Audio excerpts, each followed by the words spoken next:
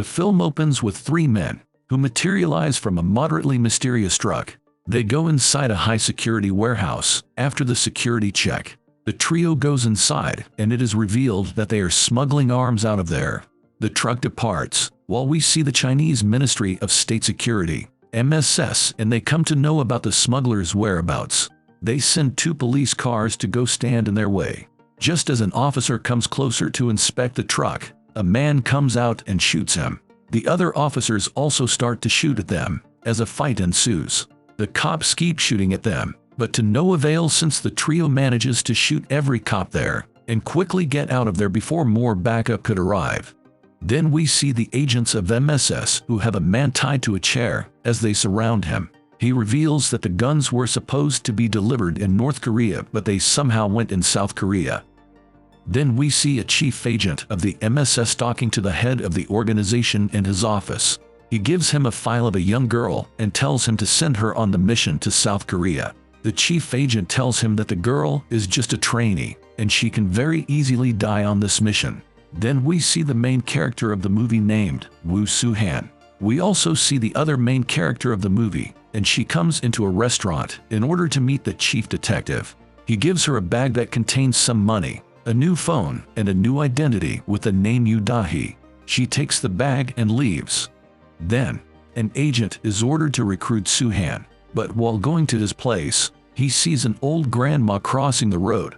As her baby stroller accidentally comes in front of a car, the agent runs there and instantly saves the stroller from being hit by the car. He does all of this with panache as people film him, but this moment is ruined when another truck comes and yeets him away. It is also revealed that there was a dog in the stroller, and the agent did all of this just for the dog.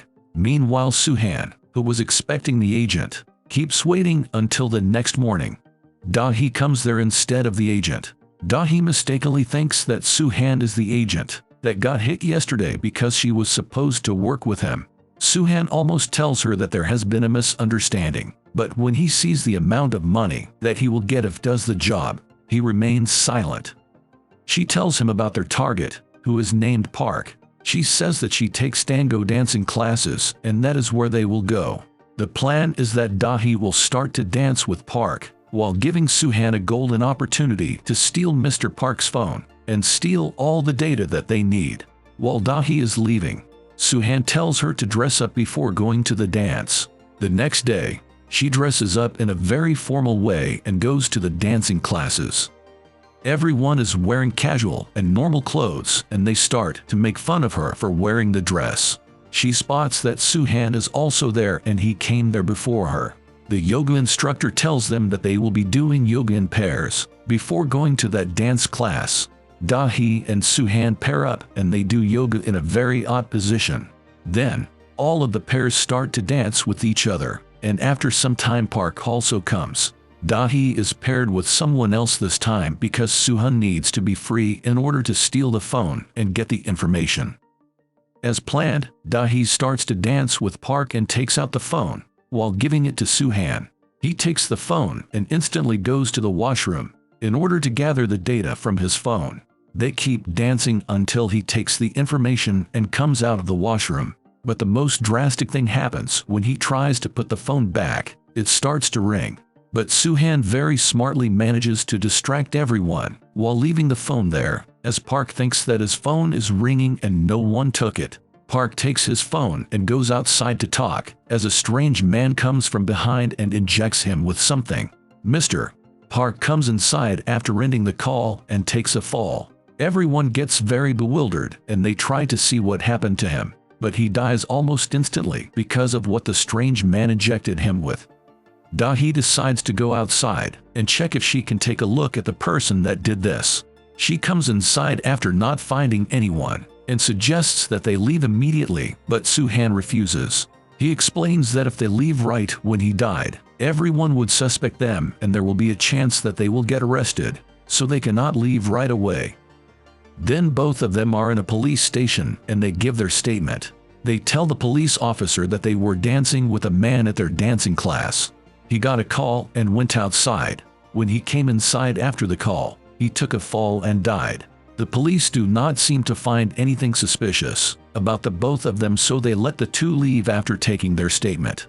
Both of them leave in their car as both of them talk. She asks him if he took all the information from the phone before returning it. He says that he accidentally bought the wrong plug, but he saw that a man named Juan Hoon had sent him a message.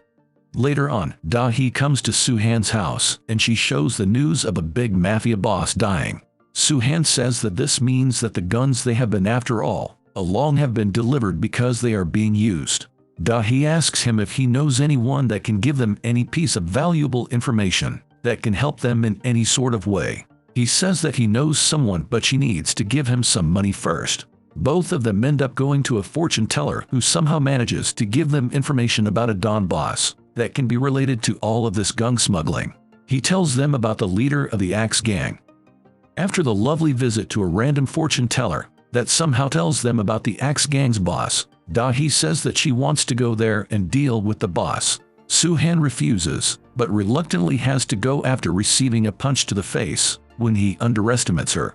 He sits inside the car with a tissue in his nose as he now has to go, since he has no other choice but to hope that Da-hee will save him if they get attacked. Then they go to the boss and pretend to be cops and try to arrest him. He, however, does not buy that these two are cops. They are still talking when the place is attacked by unknown people, which leaves the boss just as bewildered as Da-hee and Soo-han. They fight them while the boss is shot dead and Da-hee is also shot, but it was just his nosebleed, and he was not actually shot. They manage to get outside of there while grabbing the boss's phone. During all of this, the police and NIS are onto them. In order to get the information out of the phone this time, they need a hacker. So they go to Soo-han's friend who is a hacker. They take his help to get the information out of the phone. They find that he has been planning on purchasing guns from someone. They later go to an apartment, where they find a dead body in the tub and a phone. On that phone, Juan Hoon was making threats. The same man messaged Park. Their investigation continues, as well as the investigation of the police and NIS. From the phone they found in the apartment, they also discover that Juan Hoon will be at a gathering that is in a hotel, and they decide to go there. The next day, they wear nice clothes and go there to investigate further. Soo-han's coat matches the table. They go and sit for a while before going to the buffet. She asks that they should inform the police about the dead body that they found. He mentioned that he already did, but not from his number because he is not stupid.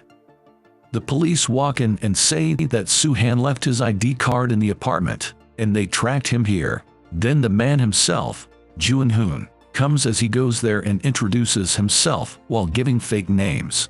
After hugging Juan, he tells Da-hee to hug him as well when she puts a microchip under his collar. Juan goes back inside while they sit at the table and start to eat. Juan's guard goes by and recognizes Soo-han because he fought him earlier. Meanwhile, the Axe Gang comes as all of them are consumed with rage, as they think that Juan's men killed their boss. They start to fight, but Juan's two main men easily fight them off. Juan convinces them he was not the one behind the murder of their boss. They also set a time and place where Juan will sell them all the guns he smuggled. Da-hee is listening to all of this through the microchip and finds out about the exchange, while the guard comes inside and tells Juan about Soo-han, and they are exposed. Juan catches both, and they sit down for interrogation. Juan starts to ask questions, but Soo-han calls Da-hee a gold digger and says that she hired him. He ensures that he is telling the truth. Juan proposes a deal by saying that he will let both of them go if Soo-han will do just one thing. His men take him outside a police station, where they give him a gun. They instruct him that he will have to go inside and kill every cop in there, and only then will they let him and Da-hee go. He takes the gun, thinks for a moment, and decides. He shoots the men in the car on the shoulders and throws them outside while the cops follow, because they were outside a police station. He goes back to the hotel but does not find Da-hee anywhere. But when he comes back outside, dozens of cops wait outside for him and he gets arrested. After a while, he is being interrogated. The NIS comes in and they tell him that they know about the smuggling, but they chose not to take action. The cops come back and they ask him about what the NIS just said to him. He tells them that the NIS is still listening to them, so he has to whisper it into the cop's ear, but he hits him and somehow frees himself. He comes outside while holding the cop at gunpoint. He asks for a car, but the cop at gunpoint refuses. He points the gun at the crotch and he tells the other cops to instantly give him a car. He takes a brand new red car and leaves. He goes straight to the place where the guns are being exchanged between the Axe Gang and Juan.